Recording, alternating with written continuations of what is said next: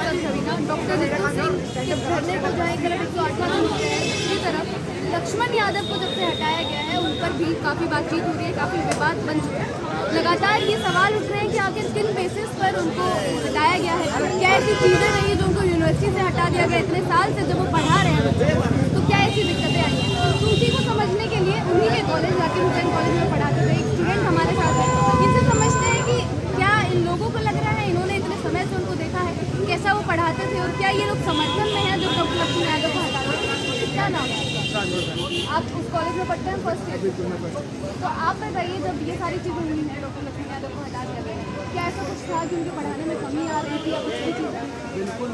बिल्कुल कोई कमी नहीं थी। मैं आपको लिख के दे सकता हूँ, आप जाके आज कॉलेज में सर्वे कर लीजिए। जो उनकी विपरीत विचारधारा के व्यक्ति जो संघ में विश्वास रखता है, जो अखिल भारतीय विद्यार्थी परिषद तक का बच्चा है, वो तक कहेगा कि लक्ष्मण यादव सबसे अच्छे टीचर थे। उनके पढ़ाने का तरीका अगर आज के समय आप उनके वीडियो देखने जाइए, आप हटा नहीं पाइएगा उनका बोलने का तरीका इस तरीके का। तो इतने मजबूत किस्म के टीचर थे, उन्हें केवल इसलिए हटाया गया क्योंकि वो एक विचारधारा में यकीन नहीं रखते। आज हम देख रहे हैं JNU हो चाहे DU हो, हर जगह एक विचारधारा को जो मानते हैं उनको आगे बढ़ाया जा रहा है। मैं छात्र हूँ, मैं आपको सच्चाई बता रहा हूँ, मेरी अपनी सीमाएँ हैं। और भी ऐसे जो टीचर हैं जो उस विचारधारा को नहीं मानते, जो संघ में नहीं विश्वास रखते हैं, उनको आज के समय दरकिनार किया जा रहा है। उन्हें कोई भी जिम्मेदारी नहीं दी जा रही है और उन्हें आगे नहीं बढ़ने दिया जा रहा है। कि आज एक देश में माहौल बना दिया गया है कि अगर आप एक विचारधारा को नहीं मानते तो आप इस देश के व्यक्ति नहीं है। इस तरह का माहौल बनाया मतलब माहौल बाहर का छोड़ दीजिए, हम शिक्षा संस्थानों की बात करें, यूनिवर्सिटी की बात करें, जहाँ से युवा निकल कर आते हैं, युवा विचारधारा आते हैं, तो वहाँ पर वो पढ़ा रहे थे इतने समय से, एकदम से हटना जो उनके स्टूडेंट्स हैं जैसे आप ही हैं जो पढ़ते हैं, उनको क्या रीजन लगता है, उनके पीछे का क्या समझ है? देखिए, आज मेरे एक स्कूल के सीनियर हैं, वो अभी मेरे साथी कॉलेज में पढ़ते हैं, वो आज तक राजनीति कभी कुछ नहीं टिप्पणी करते थे। काफ़ी बच्चे जिन्हें लगता था कि जिनकी राजनीति में बहुत कुछ नहीं थी, आज हर एक बच्चा ये बात समझ गया है कि लक्ष्मण यादव सर को निकालने का केवल एक ही कारण है क्योंकि वो संघ को नहीं मानते थे। हर एक बच्चे के मन में आज आक्रोश है। ये अलग बात है कि सबकी अपनी अपनी सोच होती है, सब उस आक्रोश को व्यक्त नहीं कर सकते, सबकी अपनी सीमाएँ होती है। मैंने अभी आपको बताया कि मेरी भी अपनी एक सीमा है, पर आज के समय हर एक बच्चे में आक्रोश है। तो कॉलेज में अभी क्या हाल है, जो बच्चे थे उनके जो पढ़ते थे वो क्या कर रहे हैं? बिल्कुल लगातार आप देखिए, हमारे कॉलेज में प्रिंसिपल ऑफिस के बाहर लगातार 3 दिन धरना प्रदर्शन चला। लक्ष्मण यादव जी के सपोर्ट बिल्कुल सपोर्ट में चला। आप न्यूज़ में जाएंगे, आप अगर चेक करेंगे दवायर वगैरह में आप देखें तो उसमें दिखाया गया लगातार धरना प्रदर्शन चला और हर एक बच्चा आक्रोशित है। पर एक मैंने अब बच्चे भी क्या कर सकते हैं। लक्ष्मण यादव सर एक दिन आए थे, जो हमारे यहाँ जब उनका नोटिफिकेशन जारी हुआ उस दिन आए थे, काफ़ी बच्चे भावुक हो गए। लक्ष्मण यादव सर भी भावुक थे और लक्ष्मण यादव सर ने ये तक कहा कि मुझे ये देखते हुए अच्छा नहीं लग रहा है कि मेरे छात्र मेरे लिए विरोध प्रदर्शन कर रहे हैं, मेरे छात्रों को मेरे समर्थन में उतरना पड़ रहा है। लक्ष्मण यादव सर तक भावुक हो गए थे। तो ये माहौल है हमारे कॉलेज में। तो अगर इस तरीके की चीज़ें होती रही, अभी आप लोगों ने शुरुआत की चीज़ें देखी हैं, भविष्य में क्या लग रहा है अगर ऐसी ही चीज़ें होती रही, ऐसे ही प्रोफेसर्स को हटाता रहा, कैसी चीज़ें होंगी? दिल्ली विश्वविद्यालय ही नहीं, मैं तो समझता हूँ कि पूरे देश में ये एक सिलसिला शुरू हो गया है। मैंने आपको JNU का उदाहरण दिया, दिल्ली है तो मैं यहाँ का आपको उदाहरण दे रहा हूँ। हर एक जगह ये एक विचारधारा के लोगों को भरा जा रहा है और एक तरह से शिक्षा व्यवस्था को ख़त्म किया जा रहा है। जो एक निष्पक्षता होती है जिससे पढ़ाया जाता है, जैसे कांग्रेस की भी कोई तो योगदान है देश में, क्या कांग्रेस ने कुछ नहीं किया? क्या ये इस तरह का जो एक विचार बनाया जा रहा है कि नहीं, जो किया संघ ने किया, जो किया भाजपा ने किया, जो किया मोदी ने किया, जैसे कि पिछले आए सरकारों ने, लोगों ने, नेताओं ने, नेहरू जी, गांधी जी ने कुछ किया ही नहीं देश के, अम्बेडकर जी ने कुछ किया ही नहीं। आज अम्बेडकर जी का नाम मिटाने का कोशिश किया जा रहा है। लोगों को इस आधार पर ख़त्म किया जा रहा है कि वो एक समुदाय को नहीं, एक समुदाय से नहीं बिलोंग करते हैं, इस जाति से नहीं बिलोंग करते हैं, वो दलित है, वो पिछड़े हैं, वो आदिवासी है, वो मुस्लिम है, इसीलिए उनको निकाल दिया जा रहा है। मैं समझता हूँ अगर ये चलते रहा तो आने वाले समय में ऐसे सामाजिक वर्गों का प्रतिनिधित्व हमारे समाज से खत्म हो जाएगा। आप फर्स्ट ईयर के स्टूडेंट हैं और अब ये सारी चीज़ें जो समझ पा रहे हैं, क्या लग रहा है ऐसे प्रोफेसर जब कॉलेज में होंगे, जब ये सारी चीज़ें समझ पाएंगे तभी तो आगे बढ़ पाएंगे?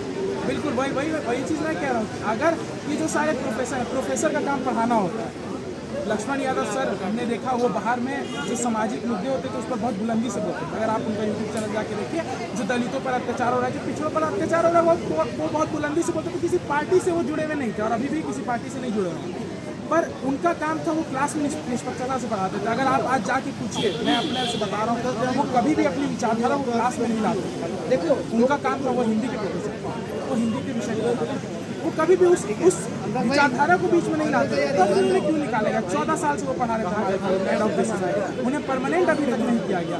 तो इस सब का कारण हम समझ रहे हैं और मुझे इसमें बहुत ज़्यादा ये बताने की जरूरत नहीं है कि क्या हुआ है।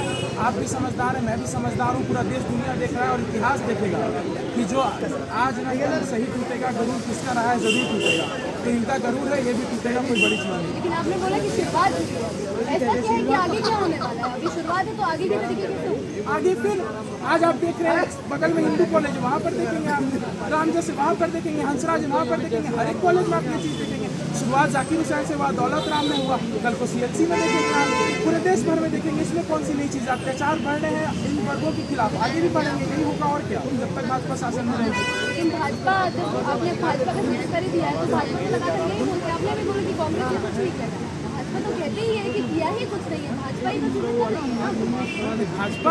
भाजपा क्यों कर रही है, पर कांग्रेस ने तो कुछ किया ना, उसको तो भाजपा नहीं मान रही है। भ्रष्टाचार किया है कांग्रेस ने क्या प्रमाण है? 2G जो घोटाला का जो बोल कर भाजपा सत्ता में आई, उन्होंने कहा कि जो कांग्रेस ने उसमें क्या सबूत, क्या निष्कर्ष निकाला, आप मुझे बताइए। क्या आज कोई जेल में है उसमें?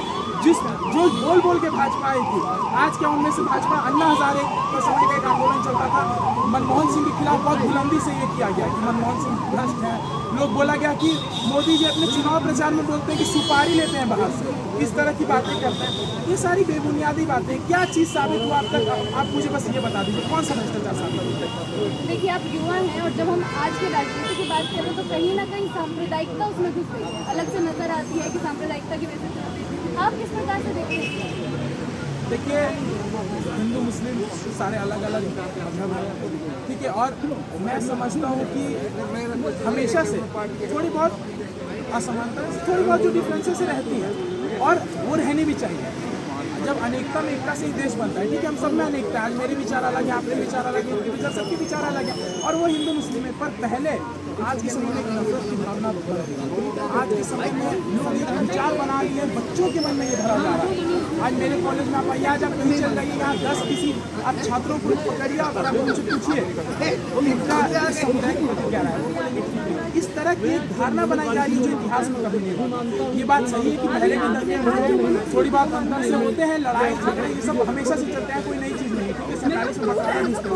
पर आज के समय जो नफरत कर दिया गया लोगों के मन में, ये इतिहास में देखा था, आज नहीं। आगे का क्या रहने वाला? अगर ऐसी चीजें कॉलेज में होती है और जगह पर होती है जहाँ दिमाग को भी समझा जाता है, बच्चों के अंदर वो भावनाएं होनी चाहिए।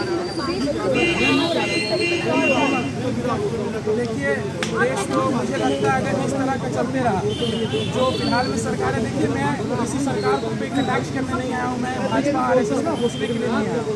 मैं एक छात्र हूँ, मैं अपनी बात कर रहा हूँ, मैं जो शिक्षकों की जो हक की बात है वो मैं कर रहा हूँ। देखिए, मैं समझता हूँ, मैं सरकार को नहीं दोष दे रहा हूँ, सरकार को इन सब चीज़ों से बचना चाहिए। जो शिक्षा स्थान है उन सब जगहों पर विचारधारा की बात, आज के समय जो हर एक यूनिवर्सिटी में एक जो अभी आपने देखा यहाँ जो संकट, इन सब चीज़ों को बंद करना चाहिए। मैं सरकार को कोसने नहीं आया, कोसने को हज़ार चीज़ें तारीफ करने को अलग अलग, उस पर मैं भाजपा कांग्रेस को नहीं आया, पर मैं आपको बात कर रहा हूँ। इन सब तरह की शैक्षणिक स्थान में ये सब चीज़ों ने ये सब बंद होना चाहिए। जब आप मान रहे कि डॉक्टर लक्ष्मण यादव का कॉलेज से हटाया जाना गलत था?